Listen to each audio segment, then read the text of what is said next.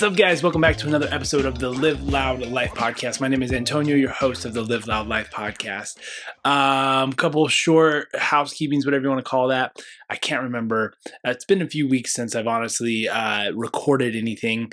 We've been doing a lot of outdoor backyard projects, which I'll give a sidebar for that too. But this dang chicken coop I've been building for, I swear it was like months now, that is finally finished. The chickens and the ducks are in their new home. They're happy as can be. We have two compadres, two males that have been a little mean and bullyish, so they're off to the side. But anyways, that is completed, which is fantastic. For those of, I think I said this in the last one, I can't remember for when we announced it. But we're expecting baby number 4, which is crazy. This is a surprise for everybody, but we're very amped. So we're adding another little rugrat to the Live Loud Gurule clan, which is going to be fantastic. Come March, late February, early March of next year. We may have 3 birthdays in March. Everyone's telling Nichelle and I to keep our hands off each other in June. Apparently there's something going on there. But that's quite exciting. And to add even more onto that, we decided to get a puppy. We're getting a new puppy at the end of October of this year, and the kids and I are just so amped about that. It's a funny story about that. Nichelle doesn't recall it as such, but I recall it just as this was. I was originally hoping for just 3 kiddos, and she really always wanted 4. And so she basically made me a deal that said if we have a 4th child, that I get to have the puppy that I've been wanting for a few years now.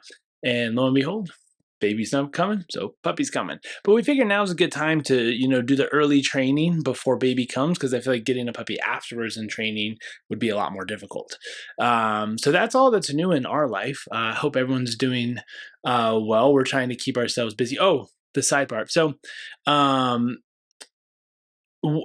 this is not what the topic is today, but it's kind of like a sidebar because I had someone else coming in with back pain, and they're very active, and they had fallen hunting and they hurt their back again, and kind of and they didn't necessarily go as far through our low back program as I'd wanted. They kind of decided to go their own route and get back into CrossFit and other things, which was fine. They were doing okay, but the frustration was like, why do I keep hurting my back? Now, the number one cause of injury, previous injuries, if you have hurt yourself before, you're more susceptible to just hurting that area again. It's unfortunate, but it is what it is. Now, obviously, we would go through an extensive amount of rehab and training and strengthening to mitigate that risk, but that does unfortunately make you slightly more susceptible. Now, we want to build resilience around that to reduce that susceptibility. And that's what I've been suffering. I mean, I do a lot of conditioning and resistance training and core training and understanding, obviously, the principles about how to better stabilize. But I also know that I have my shortcomings on things that I should be working on, with more mobility in certain areas, but also some more odd object training. And odd object kettlebells might be included in that, but we're talking about like sandbags and stones and medicine balls and different things like that, which force you to learn how to leverage and move your body in unique different positions and holding odd objects. Now, I would say I feel fairly comfortable about doing a number of odd objects, but I've been suffering from some low back pain over the last week or so, because of all the odd object lifting and all the bending over I've been doing from putting up posts and lifting up fences and just a number of different things. And it just caught up to me. Now, it's nothing that's bad or debilitating. Good thing I know the things to do to help wipe out and clear that as fast as possible. But I just wanted to add that as a little caveat, is sometimes we get frustrated by these nagging injuries because we've had substantial injuries in the past that we either haven't adequately rehabbed or gone through, or we've kind of fallen off the wayside of what had been working previously to help us, and then we kind of get back into those old patterns. Now, it kind of segues into this next topic, because the topic is when your strengths can actually become a weakness or a deficit to use, right? So that segue is we get comfortable about kind of what's going on, and we're finding like, hey, I feel good about this, and so I don't need to direct so much time and attention to that, which I would argue and validate that would be true. But sometimes we use that strength as a crutch, like I'm okay because this is strong to me. But and there's a lot of talk about this where there's one caveat that talks about triple down on your strengths, right? If you're good at this, don't do the things that you don't need to do, you're not good at, because you're really good at this. Now, from a business standpoint and maybe communication standpoint, relationship standpoint, that makes sense. But more so from just a general business standpoint. But from like a health and wellness standpoint, that doesn't really make sense, because there's weak spots that obviously need to be addressed, right? And what I have been realizing and trying to be more honest with myself is I have been using my quote unquote strengths as an excuse for certain things. Now, this goes beyond the just health side of it, maybe in the wellness side, but from the business side. But this is also just from we'll just say a general, more global behavioral side, right? So one of my and we have taken a number of personality tests, strength tests, Colby Index, Strength Finders, Myers-Briggs, all those different things. I've taken all of them over the years. And what I have found from, when you're looking at all those, I'm an initiator, I'm an activator, I'm very high in adaptability, lower on research, and strategies kind of in the middle. But my flow tends to be, you got an idea, let's go. Oh, that didn't quite go the way we wanted to. Let's shift laterally over here, which there's obviously huge pros to that, but there's a lot of cons to that, because there's not as much maybe strategic implementation. And that's the thing that this is a sidebar for another show. That's something I've been struggling with, is while I do set goals, I struggle to set goals. And because I feel that the adaptable side of me does not like being pinpointed to one thing, because I like being able to shift and understanding that the goals can be bigger than that. There's multiple roads to Rome, and understanding that there will be constant shifts and navigations, right? But I've been using this quote unquote adaptability to be too casual. I was listening to a podcast, and essentially it was saying you're too casual, right? Like those that are doing extremely well, they're not casual about it, right? They're focused. Their intention is there, and I 100% agree with that. And I find that when I feel frustrated about where I am from a health standpoint, could be diet, could be mental, could be relationships, could be whatever part of that wellness wheel we want to look at. But also from a business standpoint, it's just like, man, I'm super frustrated with maybe where our numbers are and things like that. I take full responsibility for that, but I'm looking at it and I'm seeing it's just like I'm using my strength as adaptable, and this implementer and this action oriented, to be almost too chaotic, right? I'm being too casual about it because I want to allow myself to shift and navigate as I see fit. And that has always been a struggle. And this is also true from like one thing I've been, I would say, more invested in and very curious about, and trying to learn a lot, is about financial independence and just finances in general. I think a lot of people, at least that I know and talk to from our age, we came from kind of the more, I don't want to say blue collar, because it's not necessarily blue collar, but like our parents' age was, go to school, you work, you get a job, and you save, right? Reading, this is, I actually have it right here, Psychology of Money. Morgan, I don't know how to pronounce the last name, I apologize, Housel. But it talked about how, how new even just the stock market and 401ks and all these other investment opportunities really are. And so that's why it was so ingrained within a lot of our parents' age, and my parents in particular, is that's just what you do. And it works. It can work for you. And it depends, obviously, if you have, if you're an entrepreneur or W-2 and all those different things as an employee. But I've been thinking about that, and that's been this frustration, is just like, how do you narrow in when you have so many elements within your life that have a lot of importance: family, finances, your health, And it's a big struggle. It's a big thing to balance. And you can't say that, well, the top priorities get put to the top, because they all could be top priorities. And that's the big struggle again that I've been having, and just sharing kind of like where I'm at, how I'm feeling, and knowing that you can't do all the things. And I feel like we're at a good position where I can, hopefully hire more people to help me. And, for as a listener, if you're not an entrepreneur or you don't own a business, that would be hiring a coach. You're still in a position to hire other people to help you.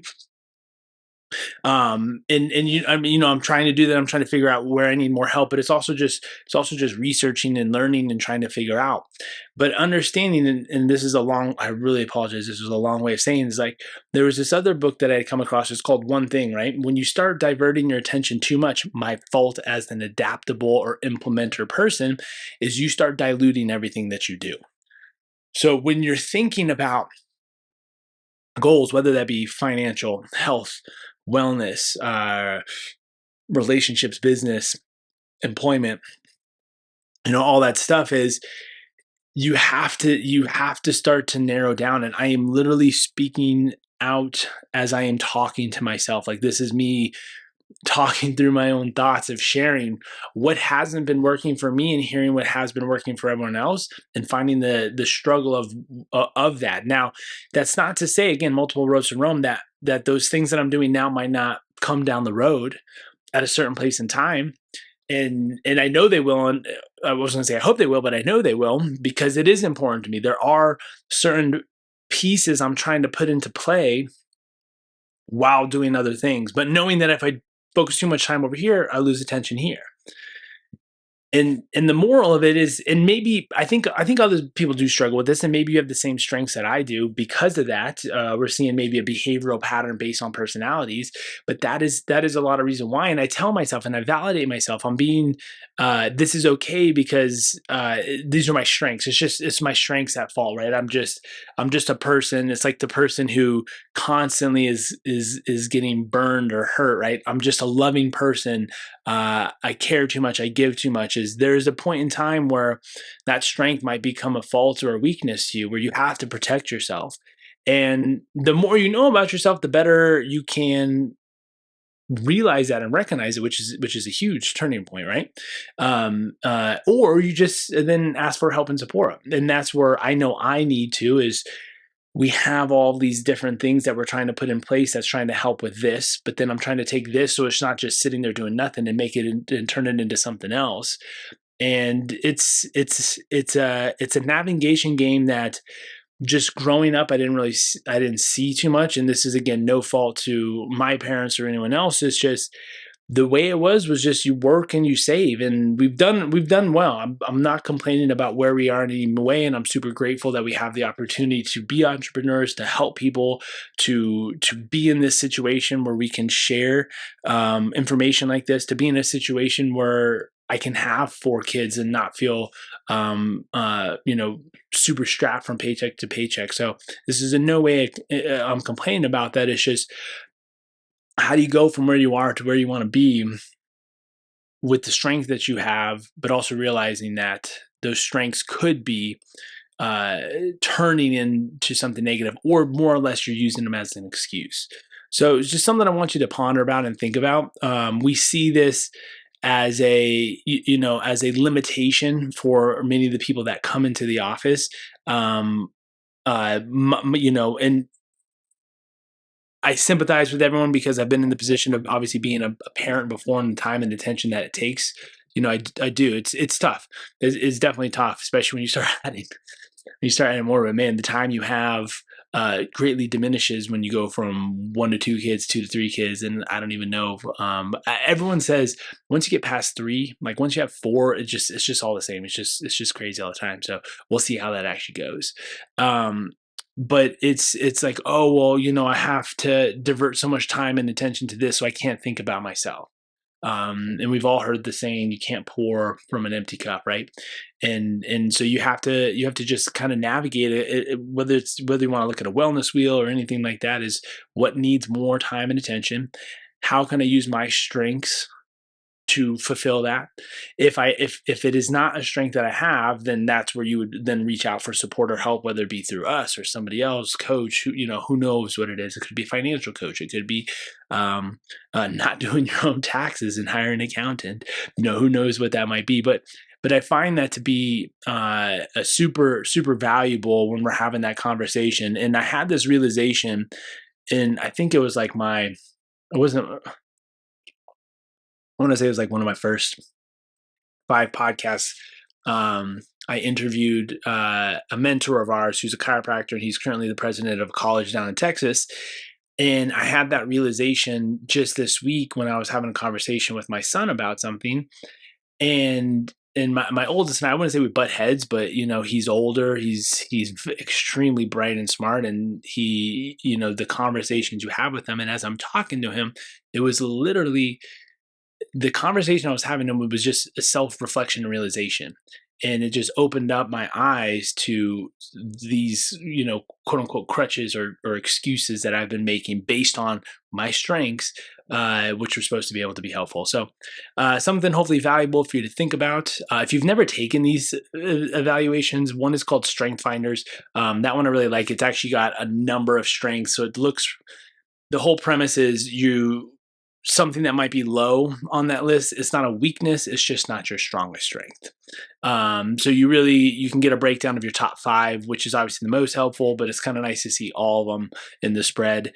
And then working from a team aspect, the Colby Index has been good because it really shows you who needs to fulfill the spaces or the gaps that you don't obviously have. So, they're also just good because you can do this from like a family perspective too. It's like, hey, as a family, you're better at this than I am. I'm better at this than you. And let's divide and conquer, right? And it could be helpful too, from a coaching perspective of, that could be the element of what helps you find the right coach for you, is they really help you fill in the gaps that you don't have. Not from a knowledge even standpoint, from more of just a personality and how they address and approach certain topics, communication, so on and so forth. So something to think about. Hopefully that helps y'all. Until next time, live loud.